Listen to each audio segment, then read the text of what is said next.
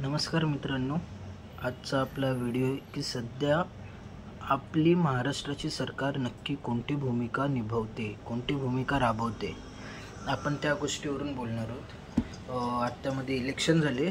इलेक्शनच्या पहिले आपल्या सरकारने, महायुती सरकारने मॅनिफेस्टो काढला। तो मी आता तुम्हाला स्क्रीनवरती दाखवतो। मॅनिफेस्टोमध्ये फर्स्ट पॉईंट आहे लाडकी बहीण योजना। सगळ्या लाडक्या बहीण योजनांना किती 2100 रुपये, 2100 रुपये महिना करण्याची म्हणजे त्यांनी हे केली आहे। जिथे पहिले 1500 होते, 1500 रुपये देत होते, ते आता वाढवून 2100 देणार आहेत। पण खरं मध्ये तुम्हाला माहिती आहे का, आता लाडकी बहीण योजनाचे जे नवीन फॉर्म येत आहेत, नवीन फॉर्म येतच नाही आहेत अजून, जे आलेत, जे पहिले भरलेले आहेत ते पण बंद करत घेतलेत। का म्हणून बंद करतायत की त्याचं कारण आहे तुमची जी आयडेंटिफिकेशन आहे ती रॉंग आहे। पहिले ह्याच्यावरती तुम्ही पाठवत होते पैसे तेव्हा आयडेंटिफिकेशन बरोबर होती, बरोबर। आता आयडेंटिफिकेशन रॉंग कशी झाली अचानक, तो पण एक मुद्द्याची गोष्ट आहे ना। थांबा, मी तुम्हाला हे दाखवतो स्क्रीनवरती की नेमके किती फॉर्म त्या लोकांनी रिजेक्ट केलेत। पहिलेच त्याच फॉर्मवरती पैसे पाठवत होते 1500 रुपये, आणि आता तेच फॉर्म नेमके त्या लोकांनी किती रिजेक्ट केलेत आपल्या सरकारने। ते टोटल फॉर्म रिजेक्ट केलेत 2289। 2289 लोकांना पहिले 1500 रुपये जात होते, अजून आता तेच फॉर्म त्यांनी रिजेक्ट करून टाकले। त्याचं कारण काय दिलं आहे त्यांनी की आयडेंटिफिकेशन प्रूफ चुकीचे आहेत। आता त्याच्यावरती कोण बोलू पण नाही शकत, कारण की त्यांनी कारणच असं दिलं आहे। जर आपण खरंमध्ये बघायला गेलो तर ते लाडकी बहीण योजना चालू केलेली त्यांनी इलेक्शनच्या काही महिन्या अगोदरच, कारण की त्यांच्याकडे एवढे चांगले पॉईंट्स नव्हते इलेक्शनसाठी मॅनिफेस्टोला, म्हणून त्यांनी हे दिलं। 2024मध्ये आपण बघू शकतात की जे अंगणवाडी आहेत, अंगणवाडीचे पण जे मदतनीस वगैरे जे इथे काम करतात त्या लोकांनी पण अंगणवाड्या बंद केलेल्या। का म्हणून, कारण की त्यांना पेमेंटमध्ये वाढ पाहिजे होती, जी काय सरकारने केली नाही। मॅनिफेस्टोमध्ये त्या लोकांनी तो पॉईंट पण दिला की आम्ही हे करू, पेमेंट वाढवू, पण त्यांचा पण पेमेंट अजून काय वाढलेला नाही आहे सरकारकडून। नेमके ते फक्त मॅनिफेस्टोमध्ये पॉईंट देऊन वोट घेऊन येत आहेत, अजून काय करत आहेत, त्यांनी एकही काम केलेलं नाही आहे। जर आपण बघू शकतात, आता पण लाडकी बहीण योजनाचे फक्त 1500 रुपये येतात, ते पण काही लोकांनाच येतात, मोजक्यांनाच येतात, बाकी जास्त कोणाला येत नाही। त्याचं कारण म्हणजे त्यांनी एकतर फॉर्म आता परत आणायचे बंद केलेत, आणि यानंतर जे पहिल्याचे आहेत, पहिलेचे जे फॉर्म आहेत त्याच्यामधून ते लोक परत चुक्या काढून त्यांना बाहेर करतात, लाडकी बहीण योजनामधून त्यांना बाहेर करतात। का बाहेर करतात, कारण की आता जे ते भरत आहेत लाडकी बहीण योजनेचे जे पैसे पाठवत आहेत ते पैसे आपल्या टॅक्सनी पाठवले जातात। जो आपण टॅक्स भरतो सरकारला तो त्याने पाठवले जातात। अजून आता सरकारची पण तिजोरी एवढी खाली होत चालली आहे की त्यांना लाडकी बहीण योजनेला पैसे पाठवण्यासाठी पैसे आहेतच नाही, म्हणून आता त्या लोकांनी हे बंद करत घेतली लाडकी बहीण योजना। हळूहळू करून ती बंद होत चालली आहे। ते झालं लाडकी बहीण योजना, पहिले त्यांची मॅनिफेस्टोमधला सगळ्यात पहिला पॉईंट। त्यामध्ये त्यांनी नाव घेतलेलं 2100मध्ये 1500 भेटतात अजून, पण त्यामधून पण अर्धे फॉर्म बंद होत चाललेत, अजून फॉर्म बाकीचे निघतच नाही आहेत। सगळ्यात पहिला पॉईंट मॅनिफेस्टोचा। आता दुसरा पॉईंट म्हणजे काय, आता तुम्हाला दुसरा पॉईंट पण मॅनिफेस्टोचा दाखवतो मी, ते बघा। मॅनिफेस्टोच्या दुसऱ्या पॉईंटमध्ये शेतकऱ्यांना कर्जमाफी। मॅनिफेस्टोचा दुसरा पॉईंट आहे की शेतकऱ्यांना कर्जमाफी। शेतकऱ्यांना अजूनपर्यंत कर्जमाफी झालेली नाही आहे। तुम्हाला इथे एक व्हिडिओ चालत असेल, त्या व्हिडिओमध्ये तुम्ही पाहू शकतात। आता अनेक जण म्हणत होते की दादा मागच्या वेळेस काहींनी जाहीरनाम्यामध्ये कर्जमाफी जाहीर केलेली आहे। आज तारीख आहे 28। मी या कार्यक्रमाच्या निमित्तानं महाराष्ट्रातल्या जनतेला स्पष्ट सांगतो, 31 तारखेच्या आत आपापले पैसे भरा पीक कर्जाचे। परिस्थितीनुरूप आम्ही पुढचे त्या ठिकाणी निर्णय घेऊ। आता तशा प्रकारची परिस्थिती नाही, त्याच्यामुळे या वर्षी पण पुढच्या वर्षी पण घेतलेल्या पीक कर्जाचे पैसे भरा। अजित दादांनी जी भूमिका मांडली आहे ती सरकारची आहे। त्या व्हिडिओमध्ये जसं आपण पाहिलं की आपले डेप्युटी सीएम साहेब आहेत, डेप्युटी सीएम साहेब, ते क्लिअरली बोलताना दिसते की तुम्ही या टायमाला 31च्या आधी पैसे भरा। का भरा बाबा, परिस्थिती का नाही तशी, तुम्ही तुमच्या मॅनिफेस्टोमध्ये केलेलं ना, बोललेच ना की आम्ही कर्जमाफी देऊ. आज तुम्हाला माहिती आहे तो वर्ष चालू होऊन 5 महिने पण नीट झाले नाही, 6 महिने पण नीट झाले नाही, तरी 767 शेतकऱ्यांनी आत्महत्या केली आहे.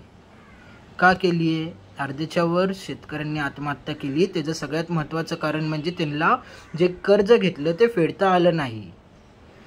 अजून ते आता कोणत्या भरोश्यावरती होते की बाबा आता आम्ही ज्या सरकारला मत देतोय ते सरकार आम्हाला कर्जमाफी करून देते, म्हणून त्यांनी त्या सरकारला मत दिलं. पण त्या हिशोबाने त्यांना काय भेटलं काय नाही.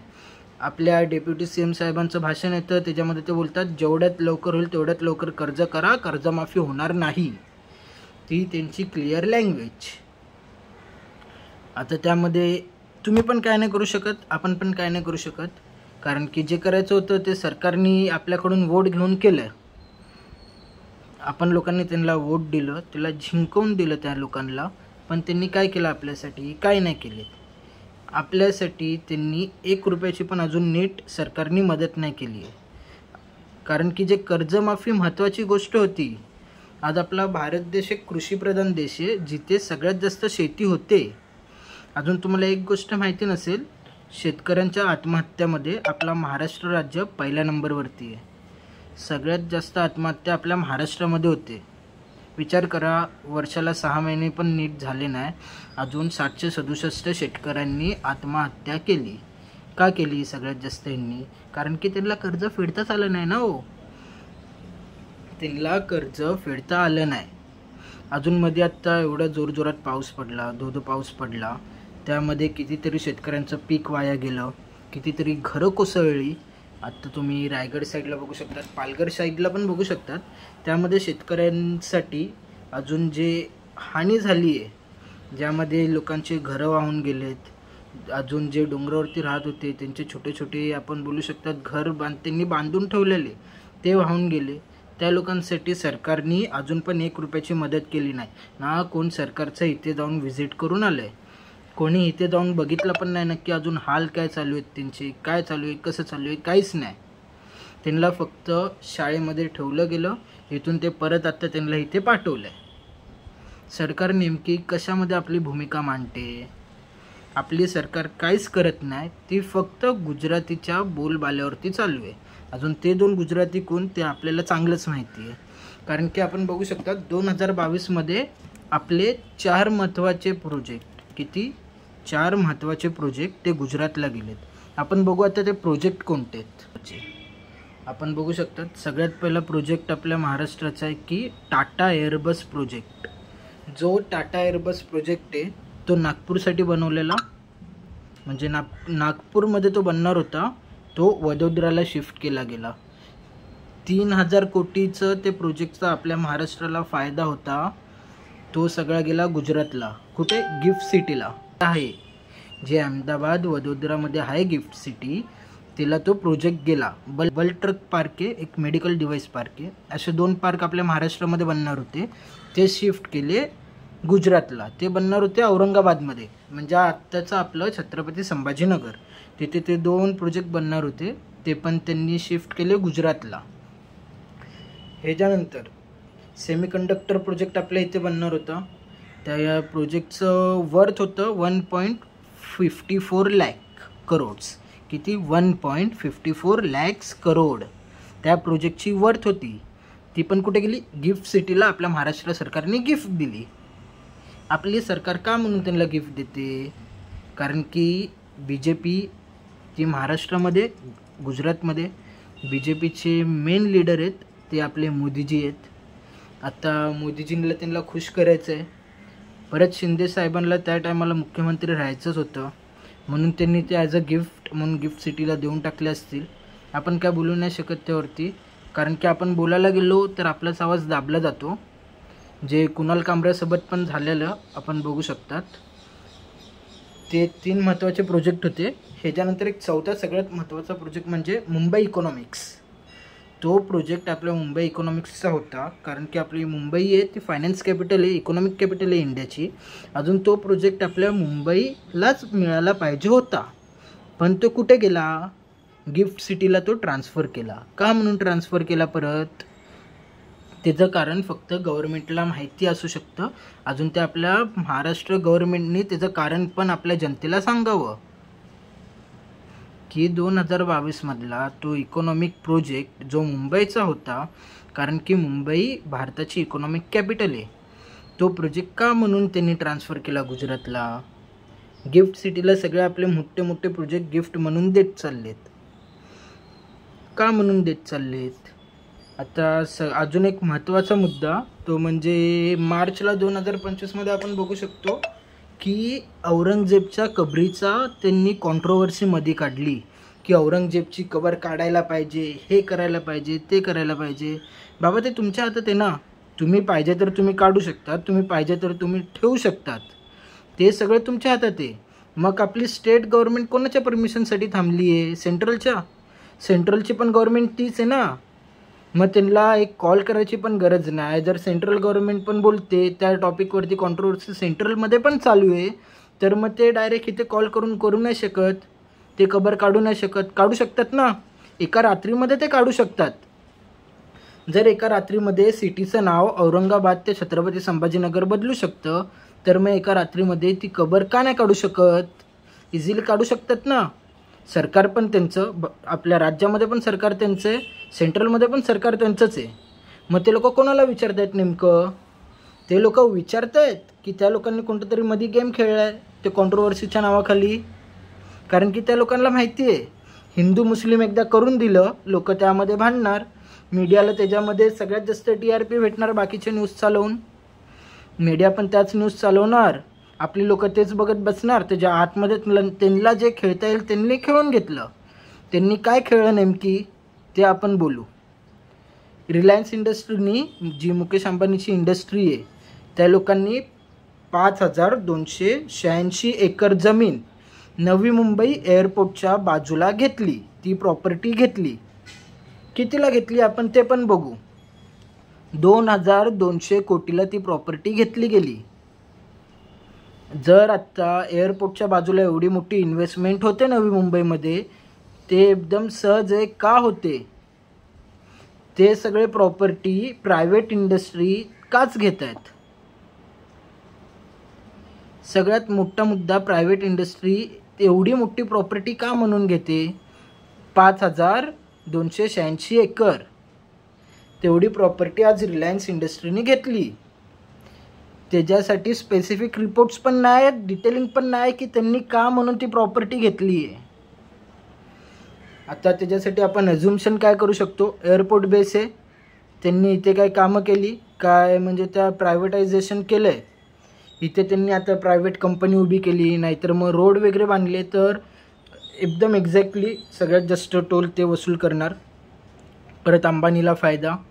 दुसरी गोष्ट, त्यांनी शॉपिंग एरिया वगैरे बांधले, त्याच्यामध्ये पण अंबानीला फायदा. आपल्या गव्हर्नमेंटला त्यामधून काहीच फायदा नाही आहे. 0 रुपीजचा फायदा आहे गव्हर्नमेंटला, 0 रुपीजचा. तरी गव्हर्नमेंट का मदत करते त्यामध्ये? त्याचं कारण फक्त गव्हर्नमेंटला माहिती. दुसरा मुद्दा, आपल्या महाराष्ट्राचा आत्तामध्ये टेंडर निघाला मार्चमध्येच 2025ला. त्या टेंडरमध्ये नक्की होतं काय आपण ते बघू. त्या टेंडरमध्ये होतं बिल, म्हणजे जे आपलं पॉवर युजिंग आहे ना, इलेक्ट्रिक सप्लाय, त्याचा तो टेंडर निघालेला. त्यामध्ये तो टेंडर इन रिअल आपल्या MSEBला, महाराष्ट्र गव्हर्नमेंटला भेटायला पाहिजे होता, महाराष्ट्र पॉवर्सला. पण तो नक्की गेला कोणाला? अडानी पॉवर्स. कोणाला गेला? अडानी ग्रुपला गेला. तो कितीला गेला? 1600 करोड. 1600 करोडला हा जो आपला टेंडर आहे तो अडानी ग्रुपला विकला गेला. अजून त्यांच्या मॅनिफेस्टोमध्ये तो अजून एक पॉईंट आहे महायुतीचा, की आम्ही 30% डिस्काउंट देऊ, 30% वीजचं हे माफ करू, वीजचं जे तुमचं बिल येईल त्याच्यामध्ये आम्ही 30% माफ करू. ते नेमकं कशाला माफ होणार? प्रायव्हेट कंपनीला माफ नाही होणार ना. प्रायव्हेट कंपनी म्हणजे कोण झालं? टॉरेंट झालं, टाटा झालं, अडानी झालं, ते नाही, फक्त MSEBचे मीटर किती राहिलेत? आजकाल तर गावागावात पण अडानी, टाटानं टॉरेंट चालते, ते 3 चालतात. गव्हर्नमेंटचे पॉवर सप्लायचे मीटर किती राहिलेत? नाहीच्या बरोबरीलाच राहिलेत. मग ते कोणत्या हिशोबाने बोलतात की आम्ही 30% वीज माफ करू? ते फक्त आपल्यासोबत खेळ खेळला गेला. इलेक्शनच्या टायमाला त्यांनी तो असा मॅनिफेस्टो काढला, त्याच्यामध्ये पॉईंट्स दाखवले. त्याच्यामध्ये अजून एक पॉईंट आहे की आम्ही जे वृद्ध लोक आहेत त्यांना पेन्शन चालू करू. त्याच्यामध्ये 2000 रुपये, 2100 रुपये काहीतरी पेन्शन आहे. आता मी तुम्हाला ती पेन्शनची रिॲलिटी बोलतो.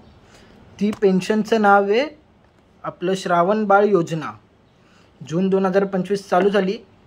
किती आहेत? 200 रुपये बाय सेंट्रल गव्हर्नमेंट, 400 रुपये बाय स्टेट गव्हर्नमेंट, 600 रुपये. मॅनिफेस्टोमध्ये त्यांनी लिहिलं 2100 रुपये.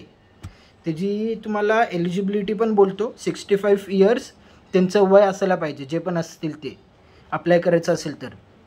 अजून मिनिमम त्यांच्या घरातली जी कमाई आहे ती 21,000च्या खालती असायला पाहिजे, तरच तुम्हाला त्याचा लाभ भेटेल. आता 21,000च्या खालती तर कोणत्या मिडल क्लासच्या घरात कमाई नाही, कारण की महागाईचा दर एवढा वाढला आहे की घरात मुलगा साधा 18 वर्षाचा झाला की नाही की तो कमवायला लागतो. आज आपण एखाद्या कोणत्या पण घरी बघू शकतात जिथे त्यांच्या आजी आजोबा पण राहतात. समजा ते कामाला नाही जात तरी मोस्टली आपण बघू शकतो जातात. तरी समजा आपण त्या कंडिशनमध्ये समजतो त्यांच्या घरात कोण कामाला जात नाही. त्यामध्ये आपण बघू शकतो त्या मुलाची आई, तो मुलगा, त्याचे वडील 3 लोक तरी कामाला गेले. 12,000च्या वरती सॅलरी आहे. आपण तिघांची तरी 10,000 पकडू, 30,000 होतात. एलिजिबिलिटी क्रायटेरियामध्ये बसतात का ती लोक? बसतात का? नाही बसत ना. ते लोक भरले मिडल क्लास आहेत, पण त्यांच्या घरी महिन्याला 30,000 येतात. क्रायटेरिया आहे 21,000चा. कसं तुम्ही तुमच्या मॅनिफेस्टोमध्ये टाकू शकतात? अजून त्याबद्दल कोणी एकाने पण प्रश्न विचारला नाही. त्याबद्दल त्या स्कीमबद्दल कोणी पण एकही प्रश्न विचारला नाही.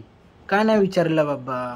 ते आपलं कर्तव्य आहे की आपण प्रश्न विचारायला पाहिजे होतं त्यांना की आजकालच्या टायमात तुम्ही एवढी महागाई वाढवली आहे, तुम्ही सगळ्या एवढ्या गोष्टीवरती पण GST लावत आहेत. साधं घरात दूध येतं, दही येतं, त्याच्यावरती पण 5% GST आहे.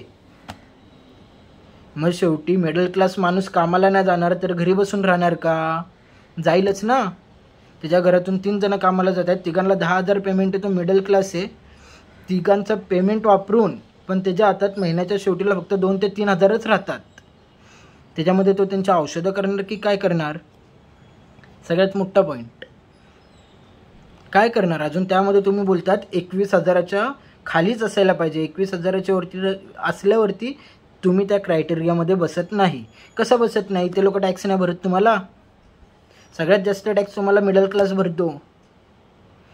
तुम्ही हाय क्लास ते चांदी घेतात म्हणून त्याच्यावरती 2% GST आहे. मिडल क्लास डेली दूध घेतं, दूध घेताना पण विचार करायला लागतो त्यांना.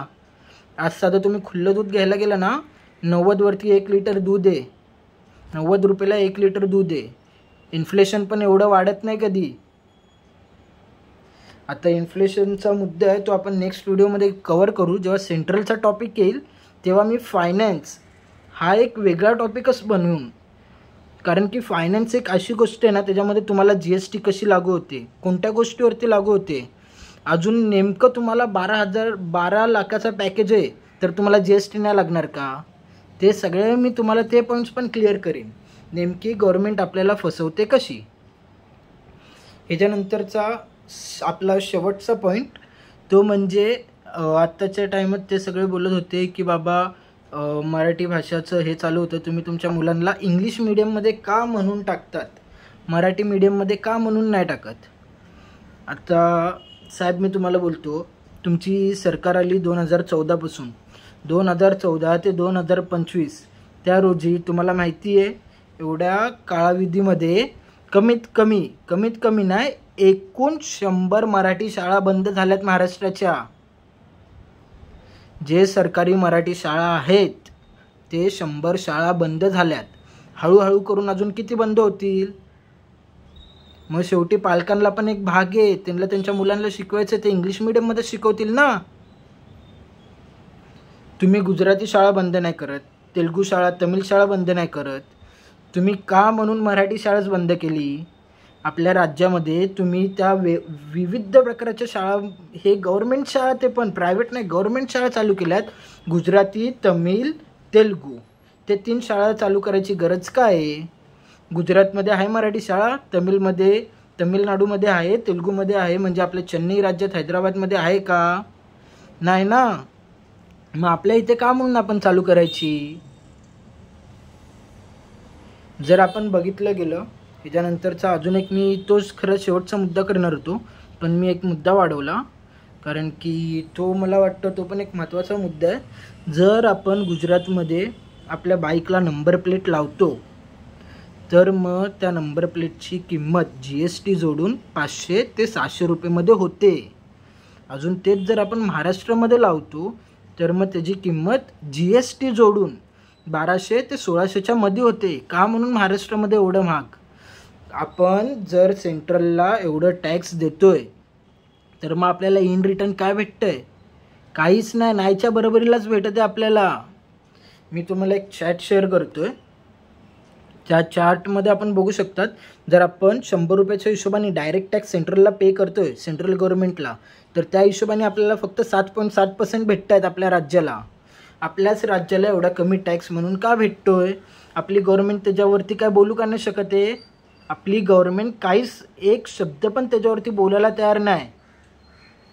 आपली गव्हर्नमेंट फक्त स्वतःची खुर्ची वाचवायला बसली आहे.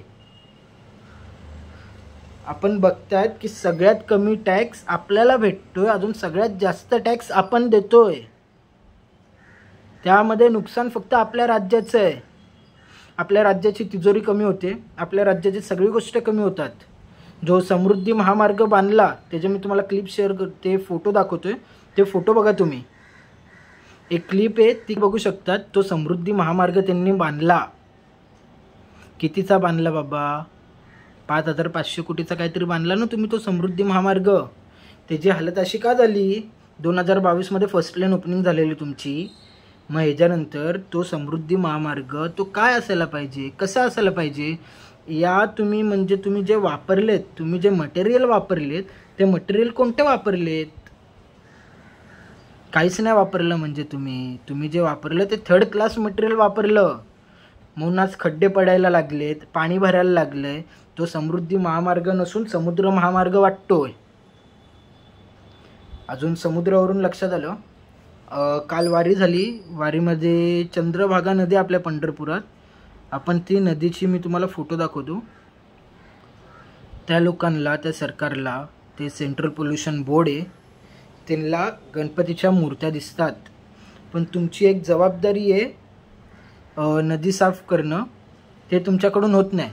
त्यांच्याकडून साध्या आपल्या महाराष्ट्राला पण स्टेट पोल्युशन बोर्ड आहे, अजून सेंट्रल पोल्युशन बोर्ड जे ऑल ओव्हर इंडिया कंट्रोल करतं. त्या दोघांनी आपल्या नदींकडे बघितलं एकदा तरी? त्यांना गणपती दिसतात, POPच्या मूर्त्या दिसतात. अजून ते नदी का नाही दिसत त्यांना? नाशिकची गोदावरी नदी, फोटो बघा, ते फोटो आहेत गोदावरी नदीचे, ते फोटो आहेत. ती आपले एक ज्योतिर्लिंग आहे आपल्या महाराष्ट्रात, त्र्यंबकेश्वर, त्याच्या बाजूची नदी आहे. ती नदी अशी असायला पाहिजे का? नाही ना. ती आपल्या महाराष्ट्राची कंडिशन करून ठेवली त्या लोकांनी. खरं ती महाराष्ट्राची कंडिशन आहे. आता त्या नद्या त्या लोकांनी एवढ्या घाण केल्यात स्वतः. ह्याच्यामध्ये पोल्युशनच्या हिशोबाने आपण बघू शकतात कचरा ह्याच्यामध्ये फेकला जातो. ह्याच्यानंतर जे MNCs आहेत ते त्यांचं केमिकल असतील ते त्या डायरेक्ट नदीमध्ये सोडलं जातं, त्यामुळे त्या नद्या घाण होतात. अजून ते असं नाही की बाबा थोडा दिवस काय, ते 12 महिने चालूच असतो. आपला गणपती वर्षातून एकदा येतो, त्यामध्ये त्यांची नाटकं, मूर्त्या मोठ्या नसायला पाहिजेत, POPच्या नसायला पाहिजेत. एका साईडला तुम्ही बोलतात हिंदू लोकांचं हे राज्य आहे, अजून एका साईडला तुम्ही हिंदू फेस्टिवलवरती बंदी टाकायला बघतायत. जर हिंदू लोकांचं राज्य आहे तर तुम्ही गणपतीवरती बंदी का टाकतायत? सगळ्यात मोठा प्रश्न. हिंदू लोकांचं राज्य आहे तर तुम्ही गणपतीवरती बंदी का टाकतायत? नाही टाकायला पाहिजे ना. जी तुम्ही POPची मूर्ती आहे ती तुम्ही बोलतात ती मोठी नसायला पाहिजे, छोटीच ठेवा, 10 फुटाच्या हात ठेवा, अशी ठेवा, तशी ठेवा. मग तुम्ही जी MNC आहे पाणी सोडते त्याच्यावरती तुम्ही काय प्रकारचे कारवाई करतात? State pollution board, central pollution board कोणत्या प्रकारचं त्याच्यावरती कारवाई करतो? अजून जर कारवाई करतो तर तो आम्हाला न्यूजमध्ये दाखवत का नाही? कारण की तुम्ही कारवाई करत नाही त्या प्रकारचे. त्या प्रकारचे तुम्ही कधी कारवाई केल्या नाही म्हणून ते आम्हाला न्यूजमध्ये दिसत नाही आहेत. तीच गोष्ट आहे ना. आता ती जबाबदारी त्यांची आहे, ती जबाबदारी ते लोक पार नाही पाडत म्हणून प्रायव्हेट NGOज ती कामं करतात. अजून प्रायव्हेट NGOजकडून ते लोक क्रेडिट चोरतात. त्याच्याशिवाय ते काहीच नाही करत. ते लोक फक्त क्रेडिट चोरतात. जर आपण गड किल्ले बघितले, ते काम खरं सरकारचं आहे. सरकार दर टायमाला बोलते आम्ही गड किल्ले साफ करू. तुम्ही कधी साफ केले? तुमचे कोणते ऑफिसर जाऊन इथे गड किल्ले साफ करताना दिसलेत आम्हाला? एक पण जण जात नाही. अहो, त्यांचे ऑफिसर सोडा, साधे नेते लोक लवकर जात नाही. ते गड किल्ले आपले NGO साफ करतात. महाराष्ट्राचे NGOज आहेत किंवा जे ट्रेकर्स जातात, ते ट्रेकर्स ते किल्ल्यांची हालत बघून ते ट्रेकर्स कधी कधी ट्रेकिंगचं सोडून किल्ल्यांवरती जाऊन किल्ले साफ करतात. काही ठिकाणी ते आपली पण चुकी आहे की आपण जातोय किल्ल्यांवरती, आपण बॉटल वगैरे फेकायला पाहिजेच नाही. ते आपली जबाबदारी आहे ना की आपण आपल्या राजाच्या मंदिर, तर आपल्यासाठी किल्ले म्हणजे मंदिरच आहेत. आपण त्या जागेवरती जातोय, इथे तुम्ही कचरा फेकतायत, वाटेल तसा फेकतायत. कचरा फेकायची जागा आहे का ती? नाही ना. तुम्ही तुमची बॅग घेऊन चाललेत, बॅगेमध्ये टाका, वजन नाही होणार. तुम्ही फक्त 2 लिटरची एक बॉटल घेऊन चाललेत, ती पण तुम्ही अख्खी बॉटल पिऊन झाल्यानंतर फेकतात, प्याल्यावरती फेकत नाही. त्या बॉटलचं वजन कमीत कमी 1 ग्राम पण नसतं. ती बॉटल तुम्ही तुमच्या बॅगेत ठेवू शकतात, पण ती ठेवली जात नाही. अजून सरकारला तो मुद्दा भेटतो की तुम्ही का लक्ष देत नाही. अजून ते खरं आहे, तुम्ही का लक्ष देत नाही. आपण पण एक लक्ष द्यायलाच पाहिजे. ते शेवटी आपल्या हितामध्ये पण येतं. मॅनिफेस्टोचा तो टॉपिक आला आहे, त्याच्यामध्ये लिहिलं आहे की जे आपल्याला जीवनामध्ये महत्त्वाच्या गोष्टी लागतात त्याचे प्राईस आम्ही वाढवून देणार नाही. आता आपण बघू शकतो, गरीब नाही, मिडल क्लास लोकांना, गरीब लोकांना पण जीवनात डेली युजेसमध्ये कोणत्या कोणत्या गोष्टी लागतात. दूध लागतं. दुधाचा भाव आज 88 रुपीज लिटर आहे, 88 रुपये लिटर आहे. ह्याच्यानंतर मग आपल्याला हॉस्पिटल, अजून मेडिकल लागतं. आज आपण बघू शकतात गव्हर्मेंट हॉस्पिटलची हालत, सगळ्यात 3rd क्लास हॉस्पिटल, जे सरकार लवकर बनवत नाही, काही एक ॲक्शनसुद्धा घेत नाही त्या हॉस्पिटल्सवरती. त्याचं एक मुख्य कारण ते पण केलं जात नाही. आपल्याला प्रायव्हेट हॉस्पिटलला जायला लागतं, आपले पैसे आपल्याला उधळायला लागतात त्या हॉस्पिटलवरती, सरळ भाषात उधळायला लागतात. कारण की आपलं सरकार आपल्या गव्हर्मेंट हॉस्पिटलवरती लक्ष देत नाही. दुसरी गोष्ट म्हणजे आपल्याला भाज्या लागतात. आज आपण एक भाजी बघितली गेली तर साधे कांदे 40 ते 50 रुपये किलोला आपल्याला कांदे भेटतात. जर तुम्ही बोलत असाल की बाबा पहिल्याच्या ह्याच्यामध्ये कमी का होते, आता का जास्त आहेत, इन्फ्लेशन कधी एवढं वाढत नाही. इन्फ्लेशन कधीच एवढं वाढत नाही, एवढं रॅपिडली कधीच इन्क्रीज होत नाही. जिथे ते इन्क्रीज होण्याचं कारण म्हणजे सगळ्या गोष्टींवरती GST, अजून तुम्हाला GST बोलतो, 2 प्रकारचे असतात, CGST, SGST. SGST ती स्टेट GST असते, CGST सेंट्रल GST असते. स्टेट GSTचे पैसे स्टेटला राहतात, सेंट्रलचे सेंट्रलला जातात. बरोबर. आपल्याकडून 2 टाईपचे GST वसूल केले जाते.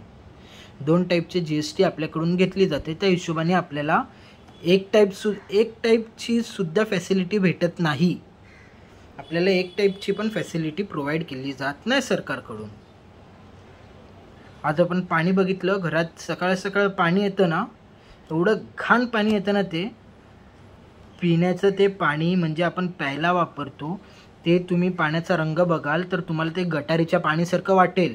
अजून ते आपल्याकडून पाणीपट्टी किती घेतात, पाणीपट्टी घेतात ते आपल्याकडून. रोड टॅक्स घेतात.